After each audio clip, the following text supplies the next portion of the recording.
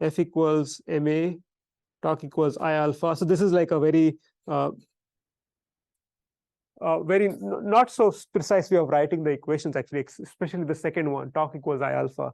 But I just put it there because people understand it better that way. So this is basically, A is basically the linear acceleration.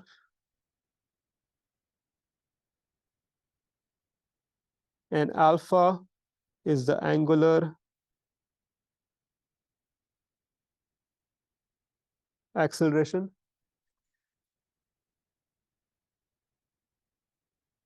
The second step would be you'll use Newton's laws, either F equals ma or slash and.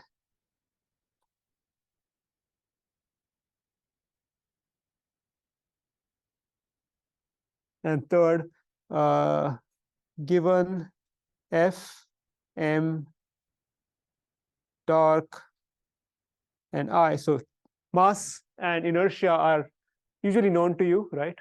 And if you know the force and torque, which are pre-specified because you want the object to move in a certain fashion, then you can solve for A and alpha. We typically draw a free body diagram first. Then we use the free body diagram shows all forces acting on the system. Then we use Newton's laws, which is basically equations F equals ma. So for 2D, it will be two equations, one in the x direction, one in the y direction, and then torque equals I alpha, which is really the moment equation, which there'll be one equation because you pretty much write moments in the z direction. And that will give you some unknowns. Those unknowns are typically the acceleration, x and y, angular acceleration in the z direction. And then once you get acceleration, you stop. Now, what we'll do in this course is I will show you how to do this without drawing free body diagrams. For that, we'll use a method called Euler Lagrange method.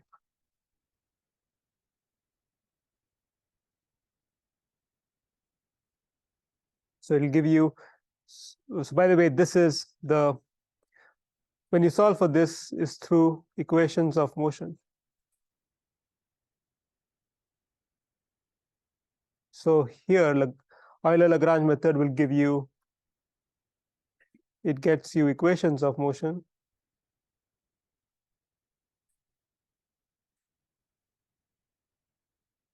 Without drawing free body diagram. So that's one sort of advantage of using these equations. The other thing, and this is not specific to Euler Lagrange, is that when you did this in dynamics, you ended up writing the equations, which typically is acceleration, and that's when you stopped. But here we'll go one step further. We'll actually take those equations, which is accelerations, and integrate them. So when you integrate acceleration, you get velocity.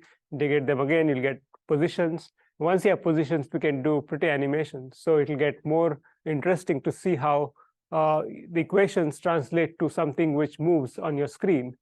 And then the step further, which we are not doing in this course, is you can actually build hardware for that. So we'll also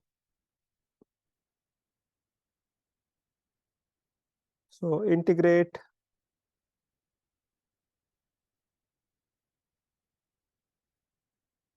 the equations of motion and create animations. Okay, so an aside is when you're using the software, Copilot Sim, it actually does all this for you. On the back end, it's actually writes the equations, it integrates the equations and does the animations. So that part you don't see. You only see the part where you can interact with the system by, say, adding torques to control the system, and you can make it, we can control it. So this is really trying to tell you what exactly or approximately is going on the back end of a software like Copilot Sim. Of course, it does things in 3 dimensions, and here we are doing only in 2 dimensions, but can be taken and extended to 3D. And I think it's a bit complicated, so we'll restrict ourselves to 2D in this course. Okay, so what is, how do we go about deriving equations using Euler Lagrange equation?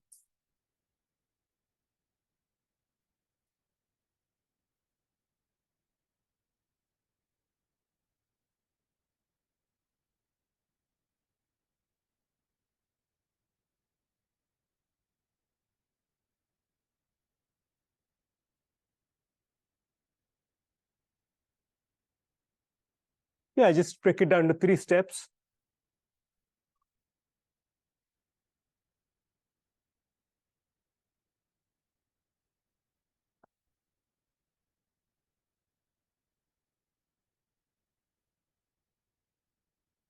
The first step is to write the positions of the center of mass with respect to the base or world frame.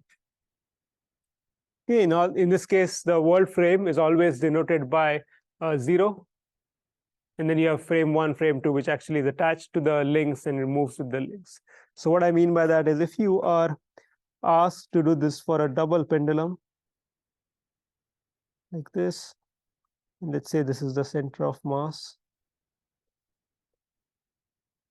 So G1, G2, then you're expected to write the position of G1 in frame 0. So that will be something like XG1, 0, YG1, 0, and then RG2 in frame 0, XG2 in frame 0, YG2 in frame 0. Okay, and if you remember, we've actually done this for multiple problems. We've done this for the car, we've done this for a two-link manipulator. You use the homogeneous matrix and use that in order to figure out how to compute the position in world frame.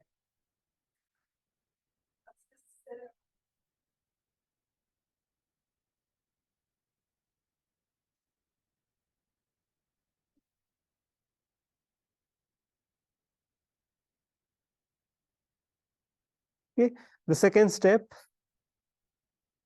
is to write what is known as the Lagrangian. It's denoted by this letter L, the way I've written it down. The Lagrangian is this thing. It's the it's T minus V, where T is the kinetic energy.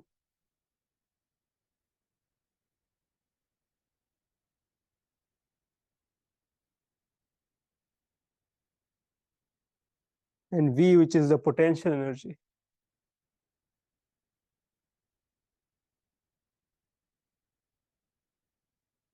Okay, so what is exactly T? You'll have to write this down by using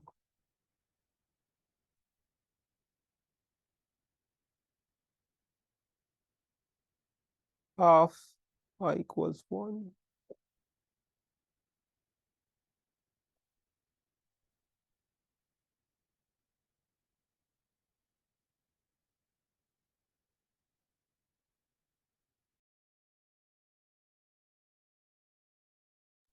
So that's VI is velocity, omega is angular velocity. So VI is linear velocity, so linear speed. Okay, it'll have two components to it: a velocity in the x direction and velocity in the y direction. You need to write that in the world frame.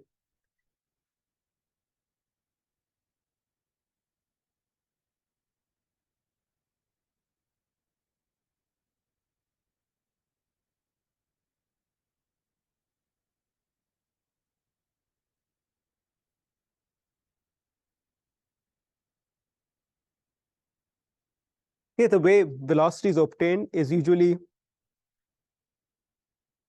by differentiating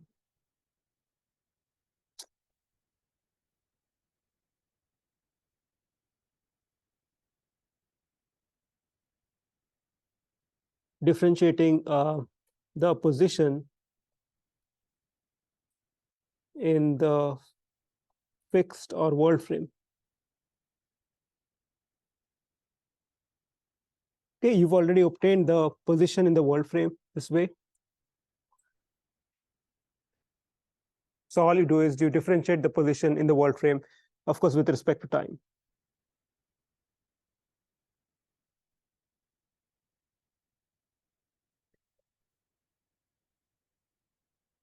I should write this is the small v. This is capital V.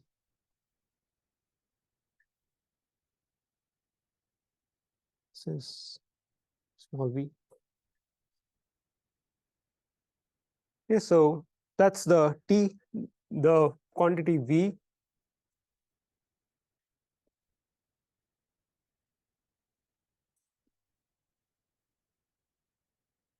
It consists of, sorry, v, capital V, no subscript.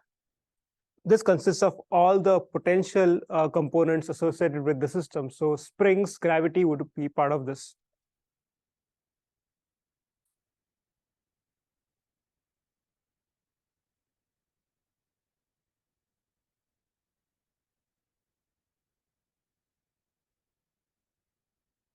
Okay, so that's the energy due to potential gravity. And then there is a second part, which may not exist many times. It's the energy due to spring forces. So if there are springs, then you need to add that to this KPI.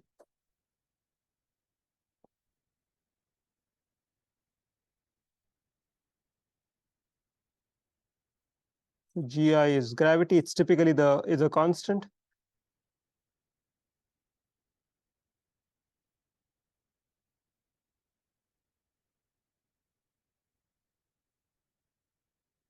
Position of center of mass.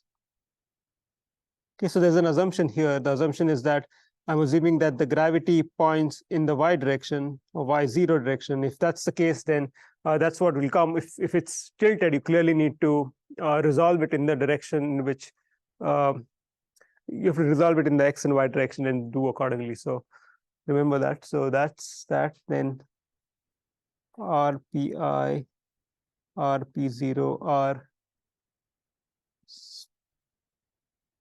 spring length and spring length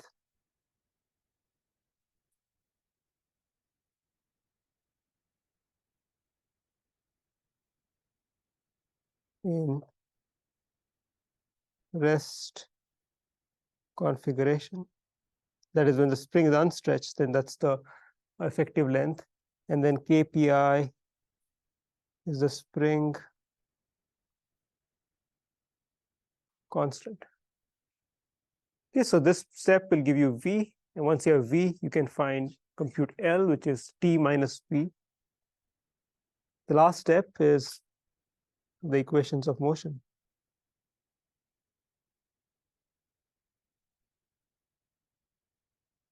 Okay, so this is a purely mechanical step. Once you have figured out L,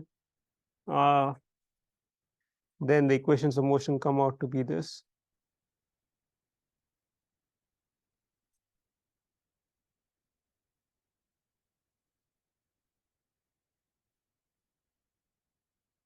Put J here, J.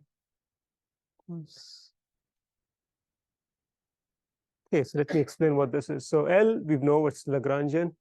Qi or Qj here are the degrees of freedom. So for example, if you have a pure translation, say in the x direction, then Qj will be x. So here it should consist of all the Qj's. So if you have a two-link system like the manipulator we talked about,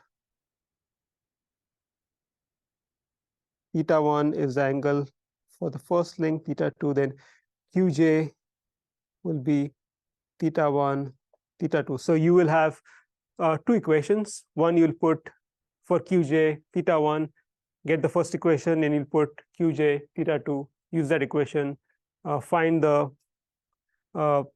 expression, and that would be your second equation. So this is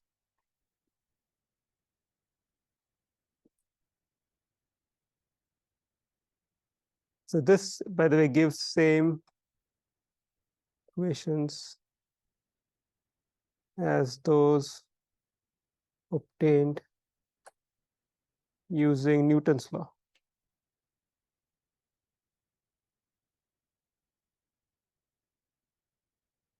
Or Newton's second law. Well, there's also a capital Qj. Qj consists of external forces not accounted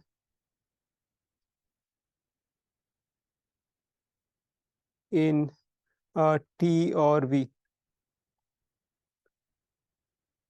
T consisted of forces due to, well, there's inertial forces, so to say. There's half mv square, half I omega square. So those are typically inertial forces. So those should not show up in Qj, capital Qj.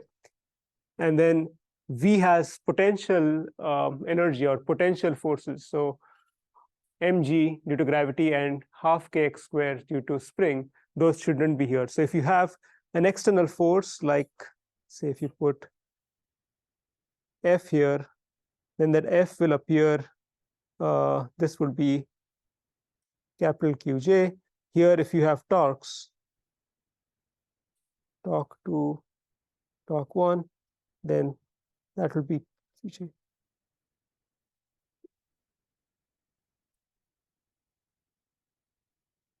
Yeah, and we'll see this in action in the next problem.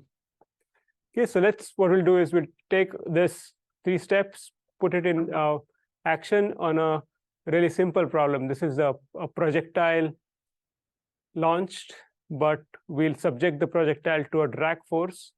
So it's a little bit more complicated than what you've seen in, say, high school. Okay, and the good thing is that we can verify these equations because you know how these equations look like, right? So let's get started.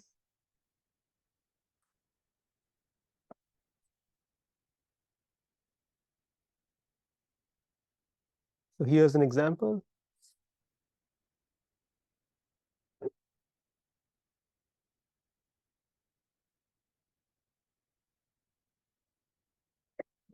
Projectile motion under quadratic drag force. So caricature for this is there's a projectile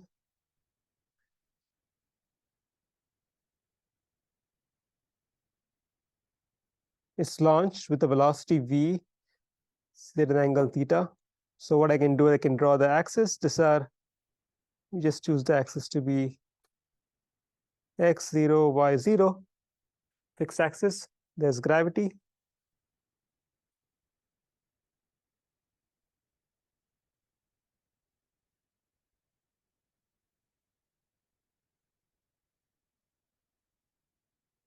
And clearly our goal here is to derive the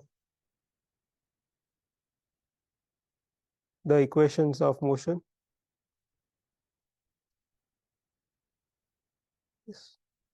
Now, there is also a drag force, and I'll write what the drag force looks like. So the drag force model is this quadratic drag. So this is a force which is acting on the particles. I'm going to write it in vector form. So this might be something which you've done before but might have forgotten, but let me explain to you. So the drag force is minus c, a constant, times v square. So v is the velocity, but this drag force technically has to have some direction, right? It has to be pointing in some direction, because it's a 2D problem, not 1D problem. So what I do is I multiply this with a unit vector. V square is magnitude of drag force, and V hat is a unit vector.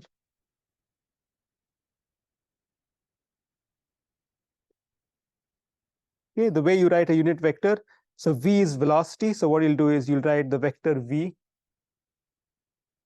and you'll divide it by the magnitude of V. Okay, so that's the definition of a unit vector. Now, don't worry too much. I'm not going to get into vectors in this course, but this just for this particular case. So what I can do is I can write the velocity as x dot I plus y dot j, where I, j are unit vectors in x, y direction. So if you want to compute the magnitude of the velocity, that's simply the square root of x dot square plus y dot square. If you want to find the square, like I have it here, it's basically x dot square plus y dot square. And if you want to write the unit vector, it's x dot I plus y dot j divided by the magnitude, which is this one.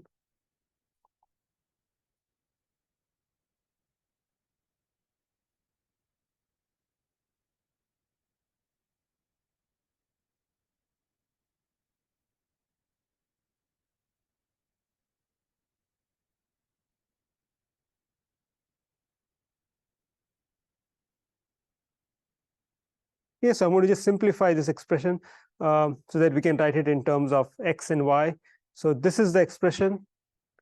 I'm just going to just to put here c is a constant, by the way. Okay, I'm just going to sub in the value for v in terms of x and y, and I'm only doing that because I want everything in terms of x, y, x dot, y dot, and so on. So if I sub in the value of v here, we should end up with fd equals minus c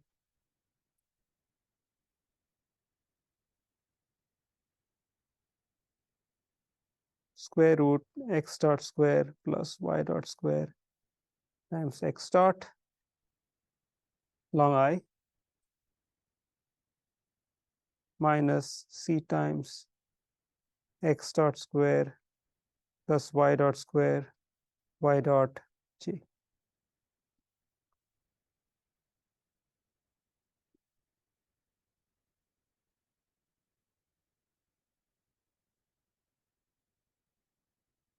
Yes, so that's how a quadratic drag looks. It's that value.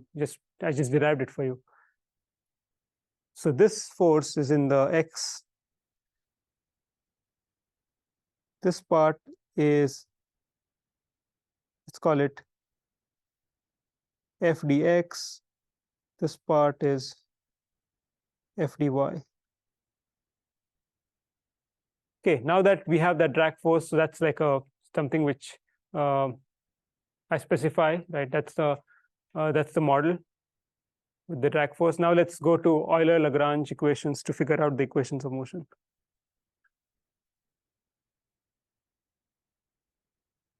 Okay, so just 3 steps. First step, so the 3 steps are as follows.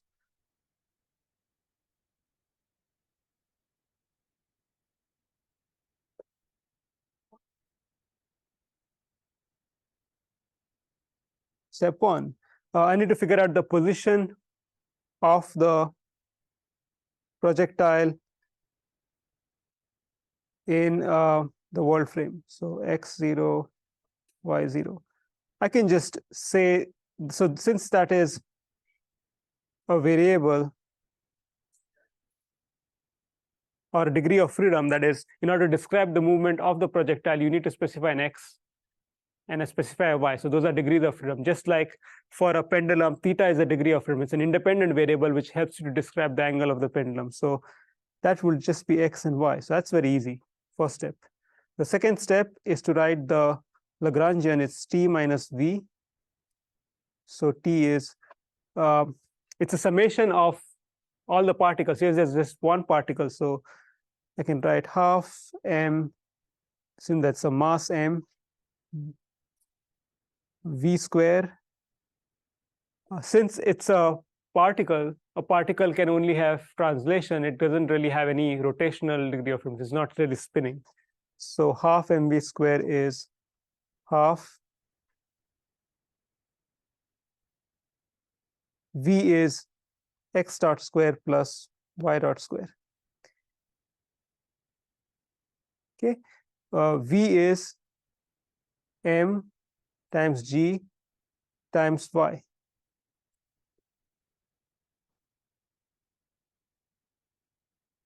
Lagrangian is t minus v, which is missing an m here.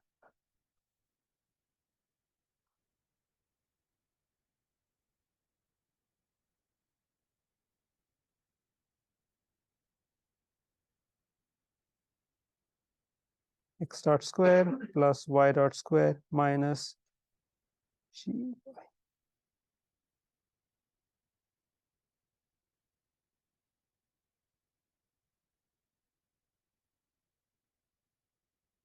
Okay. The last step, I need to write the equations of motion. That will be TL TQJ minus TL TQJ equals capital QJ.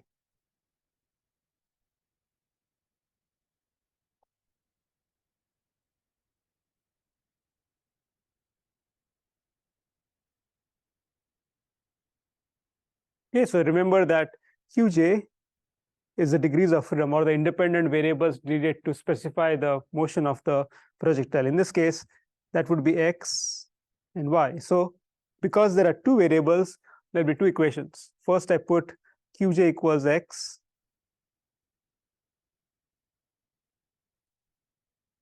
Okay, and then corresponding to QJ, small QJ, there'll be a capital QJ, there'll be FDX and FDY.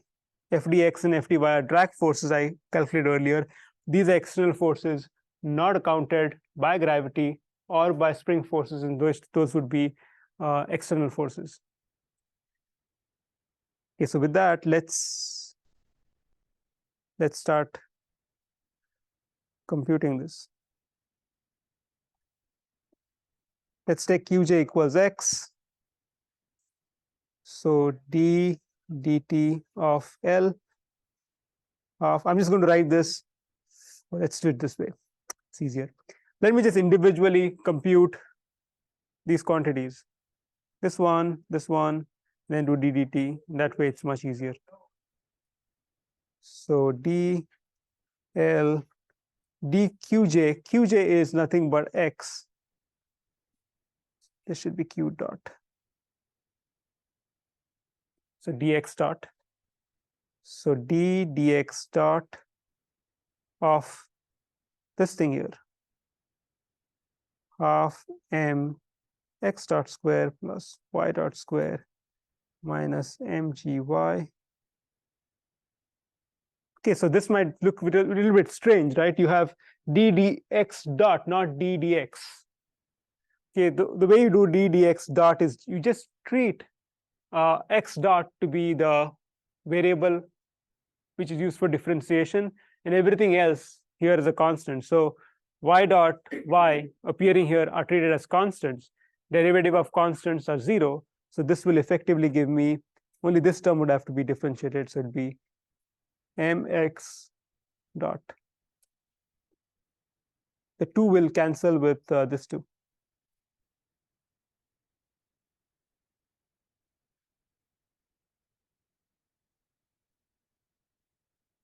Okay, now let's go to the next term. We can do, let's just do this one. So I need to d dt of this quantity here. Let me do it on the new page.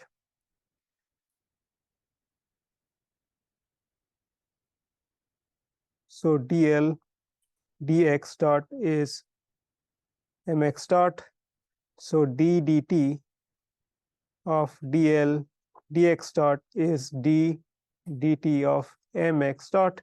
So this is like saying what's the derivative of x dot. So x derivative of x dot is x double dot. So it'll be mx double dot. Okay, so that is one part. The other part is dl dq. Let me do that next.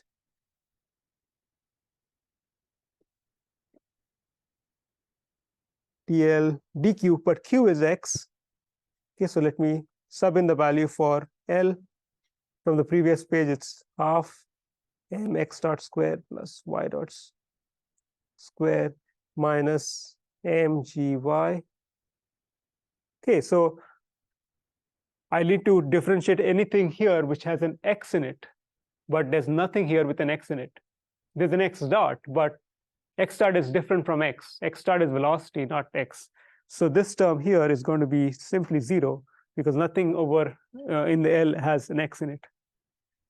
Okay, so putting it all together, if you look at this expression, dl dx dot minus dl dx equals q q1, or it will be f dx. So I'm going to write the expression down. The first part is mx double dot. The second one is just 0, so minus 0. F dx I wrote down sometime back. It is minus c times square root x dot square plus y dot square times x dot.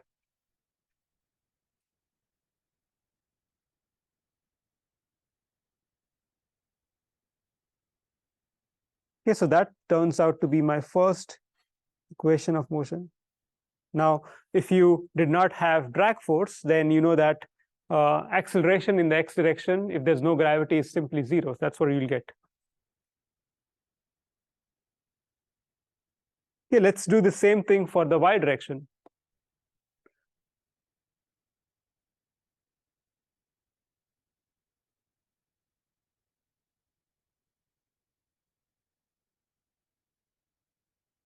Okay, I'm just going to do it slightly in a faster way, not do it step by step.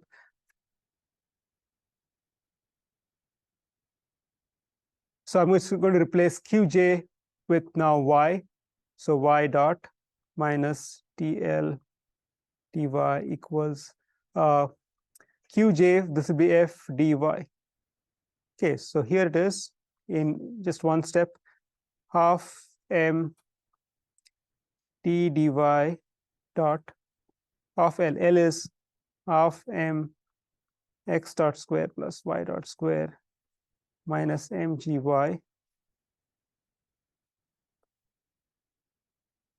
Okay, this is the first part.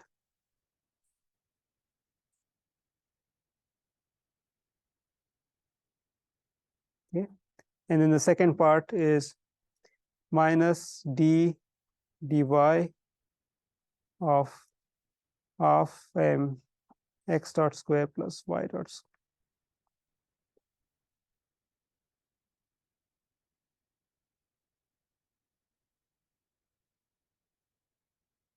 So this is the second part, which I wrote down here.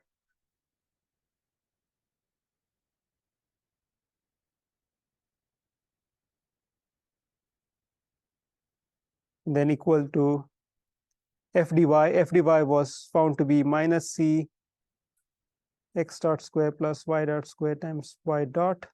So that is the third part. Just make it slightly look good.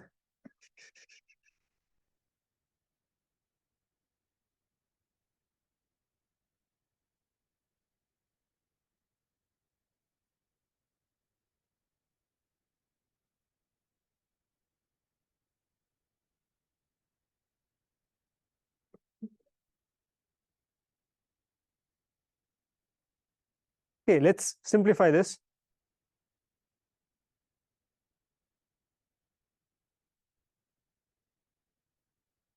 Okay, I need to take the derivative of this expression with respect to y dot. The only thing here which has y dot is this one, so it's going to be derivative of y dot square is 2y dot. So 2, the m will remain, so half m times 2y dot. Here I need to take the derivative with respect to y. So the first term has no y, so I just ignore that, that's all 0. And then when I take the derivative of this part, minus mgy, that will be simply mg, derivative of y is 1. So plus mg equals minus c x dot square plus y dot square times y dot.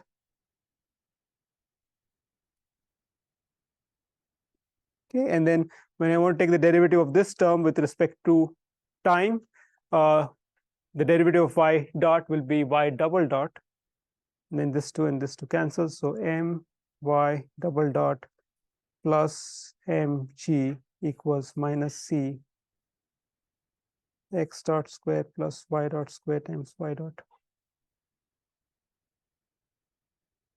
Okay, so you can see that if you put c equals 0, there's no drag force, then you'll actually get y double dot equals minus g, and that's the equation of motion of a freely dropped particle under no drag force.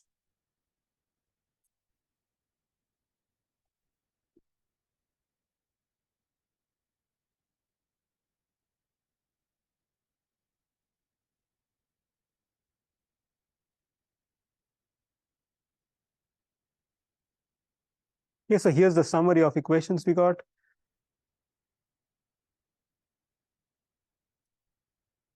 Summary: x double dot equals minus c divided by m x dot square plus y dot square, y double dot equals minus g minus c divided by m y dot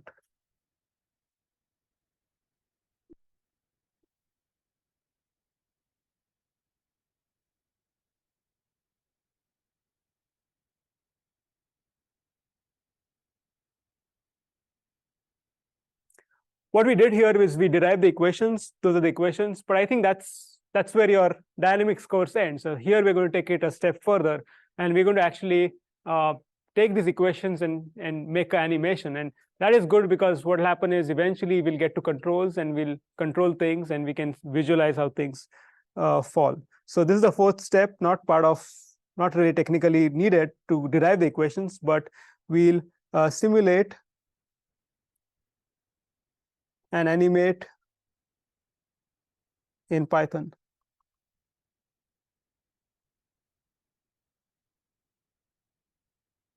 Now we did this for the car. Remember, the equations of the car were something like x dot equals v cos theta, y dot equals v sine theta, and theta dot equals omega. And so what we did was we said x t plus 1 is x of t plus the step size h times v cosine theta, and so on. So this is known as Euler's integration.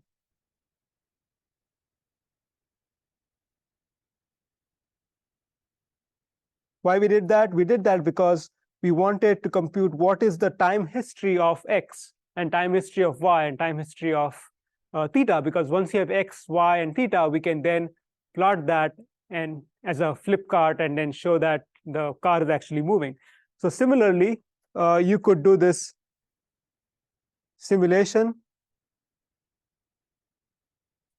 with the goal to compute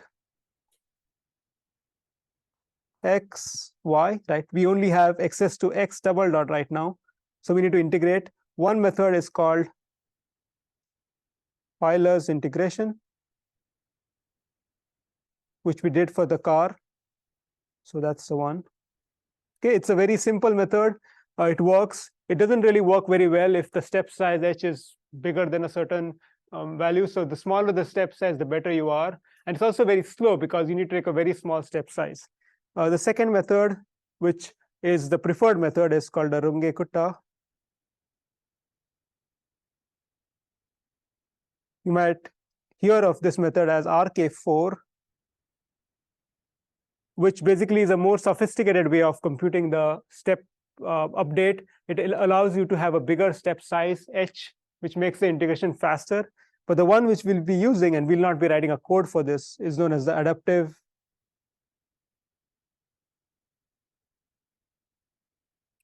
Runge-Kutta method. Okay, what it does is it basically lets you vary the h. The h here, which I wrote down here.